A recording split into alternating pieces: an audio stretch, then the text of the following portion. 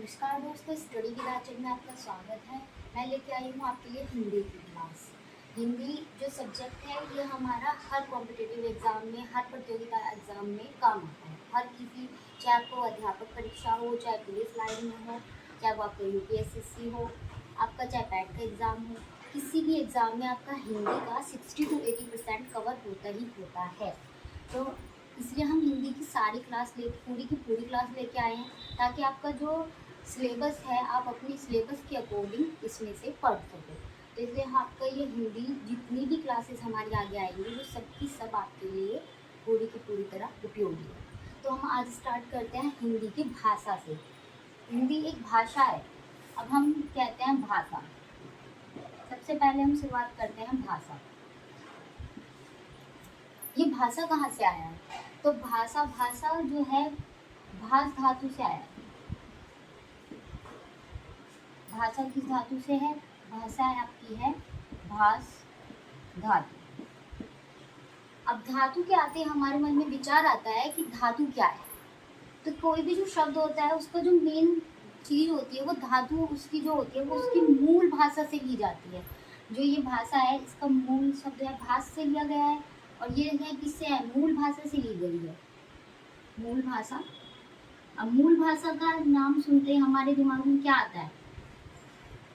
मूल भाषा का नाम आते हमारे दिमाग में क्या आएगा?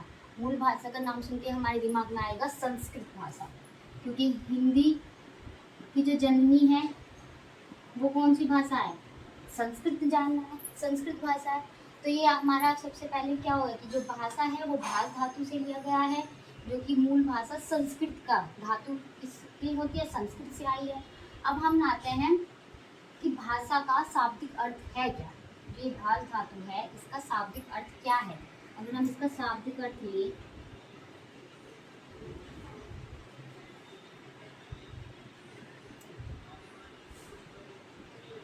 भाषा का शाब्दिक अर्थ क्या है? भाषा का शाब्दिक अर्थ है विचारों को प्रकट करना। क्या अर्थ है हमारा? विचारों को प्रकट करना।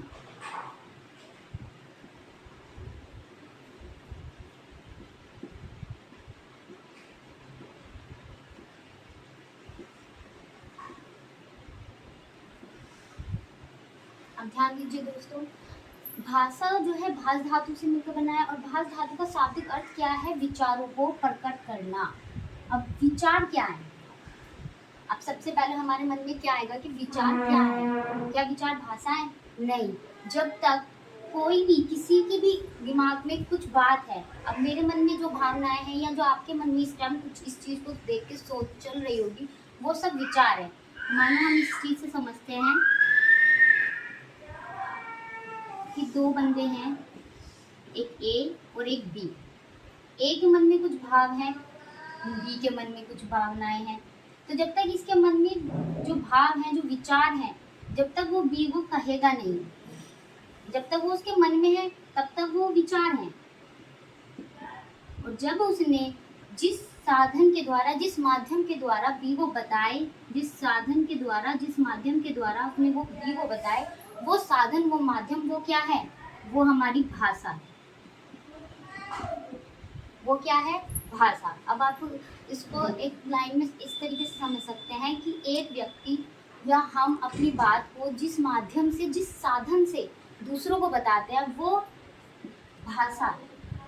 एक लाइन में आप ये समझ सकते हैं कि जिस भी हम चीज को, हम अपने जो विचार हैं, हम अपने विचारों को जब किसी दूसरे को प्रकट करते हैं तो उससे भाषा कहते हैं। जिस साधन के द्वारा, जिस माध्यम के द्वारा हम प्रकट करते हैं वो माध्यम, वो साधन भाषा है।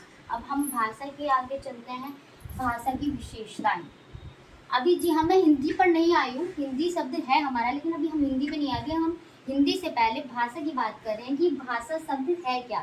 पहले हम भाषा के बारे में बात करेंगे, फिर उसके बाद हम हिंदी से जोड़ के हिंदी भाषा के बारे में बात करेंगे। हिंदी को जानने से पहले आपको ये जानना जरूरी है कि भाषा क्या है, भाषा की विशेषताएं। आज हम आपको एक हिंदी व्याकरण और भाषा की जो बात है वो बता रहे हैं, ताकि हम आने वाली क्लासेस में आप इससे अच्छे से कोरिलेटेड हो पाए। अब वर्ण से तो हम स्टार्ट कर सकते थे, लेकिन उससे पहले की बातें आपको जाननी बहुत ज़्यादा जरूरी है। अब हम आते हैं भाषा की विशेषताएं। तो भाषा एक अर्जित संपत्ति है। अर्जित संपत्ति कैसे है? अब तो आप ये कहोगे भाषा तो बच्चे बोलते हैं, भाषा अर्जित संपत्ति कैसे है? जी हाँ, बोलने का जो गुण है हमारे अंदर वो तो जन्मजात होता है। जो बोलने का गुण है, जो बोलने का गुण है वो जन्मजात होता है, लेकिन जो हमारे अंदर भावनाएं हैं वो उसे कैसे बोलना है वो जो है वो हम अर्जन करते हैं। कहाँ से अर्जन करते हैं? वो हम अर्जन करते हैं अपने एटमॉस्फेयर से। वो कहाँ से अर्जन करते हैं? वो हम अर्जन करते हैं अपने समाज से। तो भाषा की सबसे क्या है, वो हम अर्जित करते हैं ना। बोलने की शक्ति तो हमारे अंदर जन्मजात होती है, लेकिन उसे हमें अर्जित करना पड़ता है। तो हमें क्या बोलना है? अब आपने देखा होगा जो छोटे बच्चे होते हैं उन्हें मम्मी क्या सिखाती हैं कि बोलो बेटा चाचा, तो उन्हें बार बार बोलते रहते हैं, तो वो अर्जित करते हैं उस चीज़ को। दूसरी क्या है? सामाजिक प्रक्रिया। सामाजिक प्रक्रिया कैसे हुई? वो ये सब जो बोल भाषा की विशेषता में सामाजिक प्रक्रिया कैसे आई कि अब हमारी जो भाषा है वो हम समाज में रह के ही तो सीखते हैं, तो इसलिए भाषा एक सामाजिक प्रक्रिया है। अंतिम स्वरूप नहीं है, भाषा का कोई अंतिम स्वरूप नहीं है। वो कहते हैं कि जो भाषा है हमारी हिंदी भाषा 1050 संवत से शुरू हो चुकी थी, तो लेकिन उस टाइम उसका जो रूप था क्या आज भी वही रूप है? नहीं। तो भाषा का कोई भी अंतिम स्वरूप नहीं होता, वो हमेशा ही बदलती रहती है। यानी कि वो भाषा कैसी है? भाषा परिवर्तनशील होती है। भाषा कैसी होती है? भाषा होती है परिवर्तनशील। अब आपके सब्जेक्ट में आपके जो क्वेश्चन है वो इस तरीके से बन सकता है कि क्या भाषा परिवर्तनशील है? और भाषा तो परिवर्तनशील है, लेकिन इसमें एक चीज हमें याद रखनी है कि भाषा का मानक रूप है। मानक रूप किसे कहेंगे? मानक रूप ये कहेंगे कि जो इसकी अपनी एक व्याकरण है, अपनी एक लिपि है। अब हमें हिंदी में एक अक्षर को हम ऐसे लिखते हैं, ठीक है? तो ये ऐसे ही लिखा जाएगा, चाहे भाषा परिवर्तनशील है, इसमें आते रहते हैं, आगे प्रोसेस बढ़ता रहता है, लेकिन हमारी जो लिपि है इसका जो मानक रूप है वो यही रहेगा, ठीक है? तो अब हम जैसे कि हम ये इस चीज़ से समझ सकते हैं कि भाषा परिवर्तनशील कैसे है। जैसे कि सबसे पहले हमारी लौकिक संस्कृत थी जो कि वेदों की थी, फिर लौकिक संस्कृत आई, फिर पाली आई, प्राकृत आई।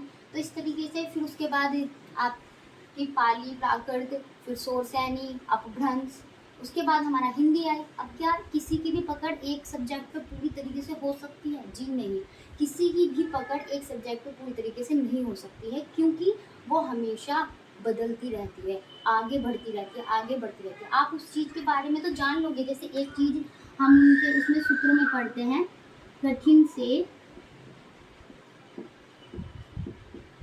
सरल की ओर,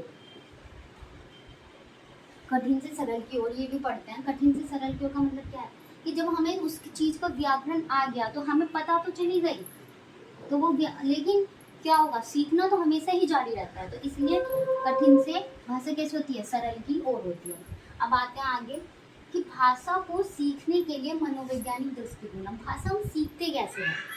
भाषा जब हमने कहा कि भाषा तो जन्मजात नहीं है, बोलने का गुण जन्मजात है, लेकिन भाषा तो नहीं है। तो भाषा को कैसे सीखते हैं? सबसे पहले भाषा को सीखने के लिए हमारे अंदर क्या चाहिए? जिज्ञासा।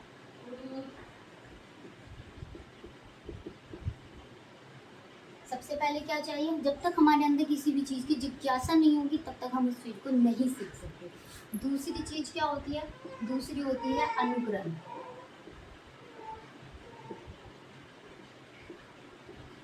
दूसरी क्या चीज़ होती है? दूसरी चीज़ होती है अनुकरण। अब हम किसी भी चीज़ का अनुकरण करते हैं तो क्या होता है? जब हम किसी भी चीज़ का अनुकरण करेंगे तो जैसे छोटे बच्चों को अनुकरण कराते हैं, बोलो ABCD का, या फिर जैसे अध्यापक बोलते रहते हैं। इसका सबसे अच्छा उदाहरण आपका प्रेयर ग्राउंड हो सकता है। जैसे कि प्रेयर ग्राउंड में 3 छात्राएं जो होती हैं वो बोलती हैं, उसी का सेम अनुकरण जो बाकी के छात्र छात्राएं होते हैं वे करते हैं, तो उसे अनुकरण कहते हैं। फिर तीसरा गुण क्या है? तीसरा गुण आपका आता है अभ्यास। तीसरा गुण क्या आता है? तीसरा गुण आता है आपका अभ्यास।